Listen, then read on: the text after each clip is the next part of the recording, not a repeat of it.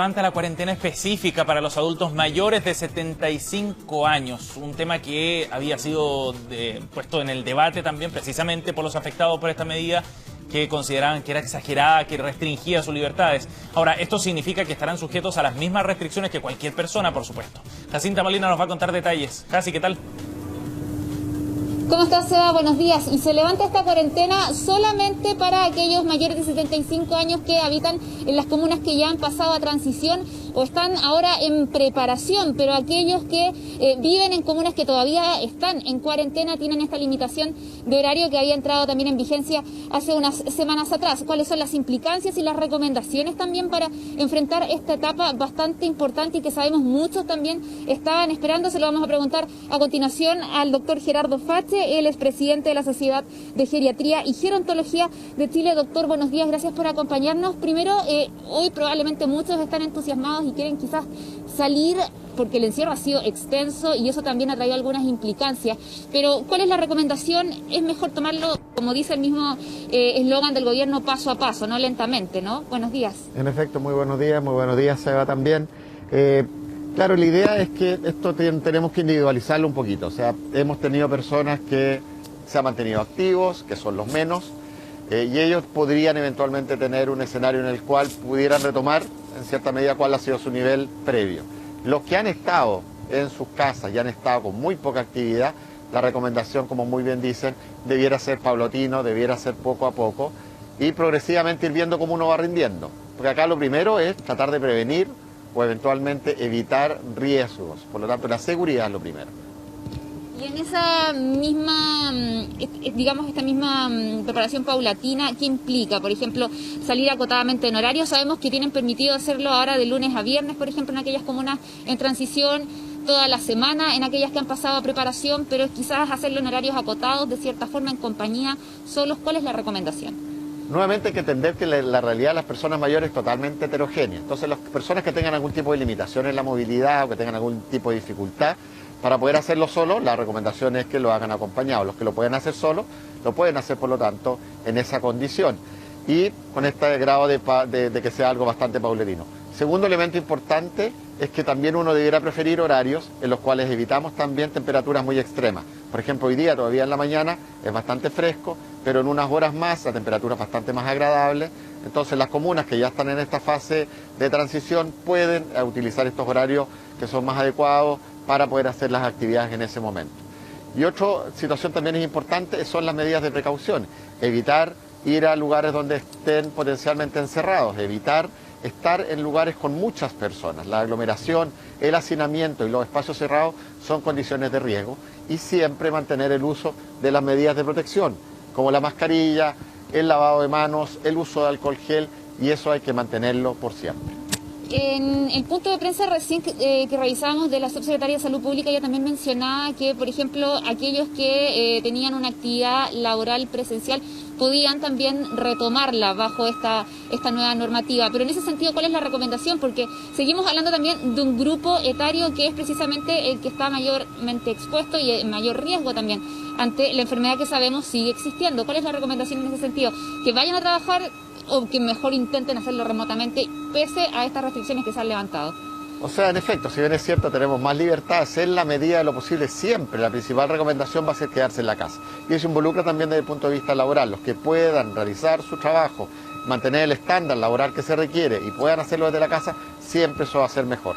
Cuando las condiciones no estén, eso también hay que reconocerlo, hay que hacerlo. Tenemos que entender también que han sido las personas mayores quienes más han visto afectados desde el punto de vista laboral también. Son la mayoría, el grupo que proporcionalmente ha perdido más el trabajo y también sabemos que va a ser muy difícil que ellos lo puedan retomar de vuelta. Entonces también entendemos que la necesidad de hacer algunos ajustes en ese sentido, pero acá lo principal es seguridad. Y en ese sentido, ¿cuál es el llamado, por ejemplo, a los empleadores de ellos?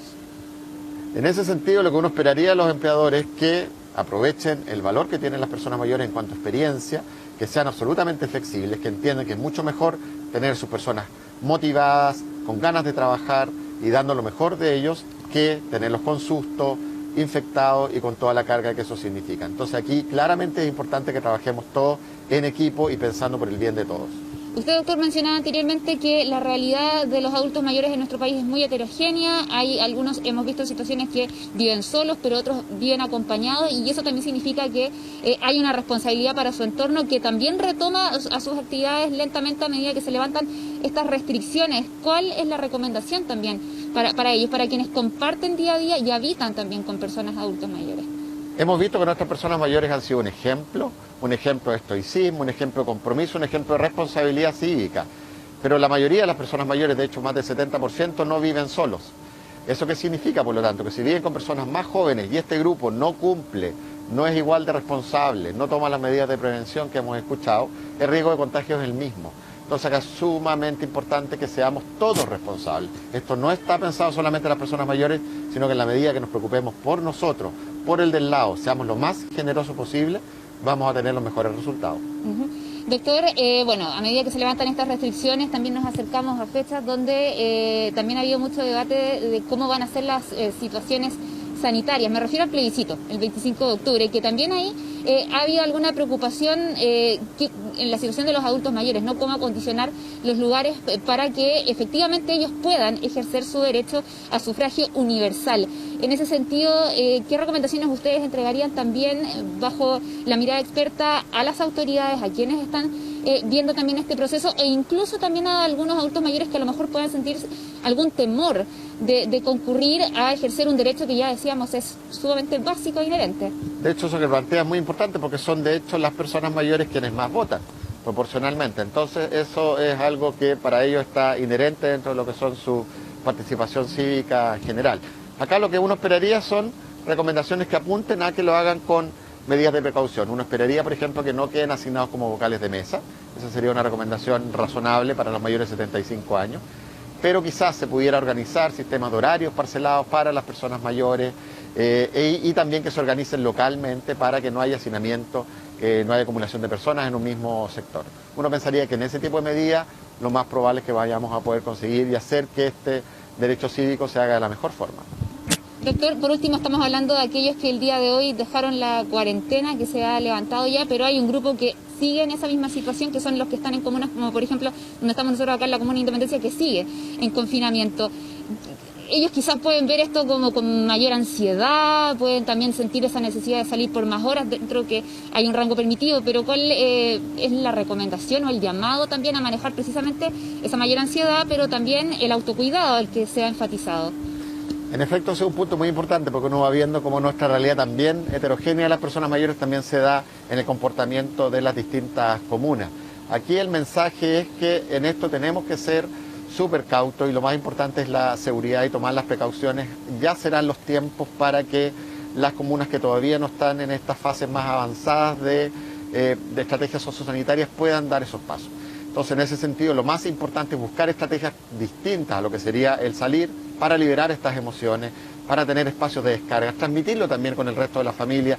Estoy angustiado, de manera que socialicemos y entendemos que esto es algo normal, que uno se angustie, es normal que uno se preocupe, pero no por eso vamos a tomar medidas temerarias, de riesgo, que eventualmente hagan que lamentablemente tengamos que caer en un escenario de contagio. Y lo mismo, las comunas que hoy día están en este escenario de mayor libertad tienen que tener la seguridad que si no se toman las medidas apropiadas y hay brotes y hay aumento del número de contagios, la autoridad va a retroceder en estas medidas y van a volver a escenarios que no queremos. Por lo cual acá la responsabilidad es de todos. Bajo la mirada especialista, ¿es recomendable este escenario, tener a un grupo que sí puede salir ahora a mayor hora y otro que todavía sigue restringido en ese movimiento? Esa es una pregunta bastante compleja, porque se cruza con criterios que tienen que ver con razones epidemiológicas que está tomando la autoridad. Uno preferiría que no hubiera ningún tipo de discriminación por edad, que todas las personas mayores de 75 años tuvieran las mismas oportunidades que las personas más jóvenes, y eso es lo que estamos tratando que se haga lo antes posible. Doctor, muchas gracias por esta conversación con CNN Chile, entregando recomendaciones.